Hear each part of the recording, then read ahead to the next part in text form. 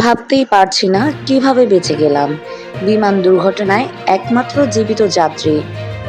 Air ইন্ডিয়ার বিমান দুর্ঘটনায় 241 জন যাত্রীর মৃত্যু হলেও অবিশ্বাস্যভাবে বেঁচে গিয়েছেন ভারতীয় বংশোদ্ভূত ব্রিটিশ নাগরিক বিশওয়াস কুমার রমেশ। লন্ডনগামী বোয়িং 787 বিমানের 11 আসনে ছিলেন তিনি। হাসপাতালে চিকিৎসাধীন মিস্টার রমেশের সঙ্গে কথা বলেছে ভারতের রাষ্ট্রীয় সম্প্রচার মাধ্যম ডিডি নিউজ। ডিডি নিউজকে তিনি বলেছেন, আমি এখনও বিশ্বাস করতে পারছি না কিভাবে আমি বেঁচে গেলাম। প্রথমে ভেবেছিলাম আমি মরতে চলেছি। আমি কোনো মতে চোখ খুলি, সিট বেল্ট খুলে বিমান থেকে বের হওয়ার চেষ্টা করি।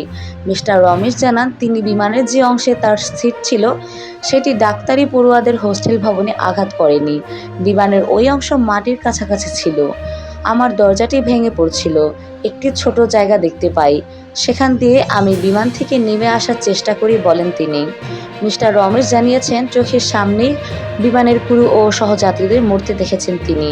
বিধ্বস্ত বিমান থেকে বেরিয়ে আসার পর তার হেঁটে যাওয়ার একটি ভিডিও প্রকাশ্যে আসে। দ্রুত ভাইরাল হয়ে যায় ওই ভিডিও।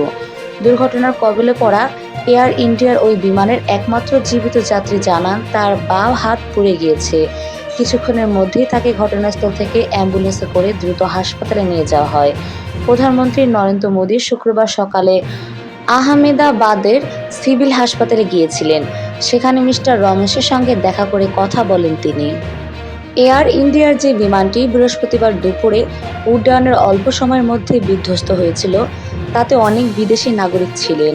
ভারতের পররাষ্ট্রমন্ত্রী ডক্টর এস জয়শঙ্কর বলেছেন, সংশ্লিষ্ট দেশগুলির সঙ্গে যোগাযোগ রাখছে ভারত।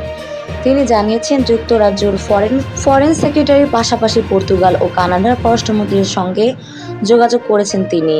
এক্স হ্যান্ডেলে একটি পোস্টে তিনি একথা জানিয়ে লিখেছেন, এই দুঃখের সময়ে আমাদের গভীর সমবেদনা প্রকাশ করছি এবং পূর্ণ সমর্থন জানাচ্ছি।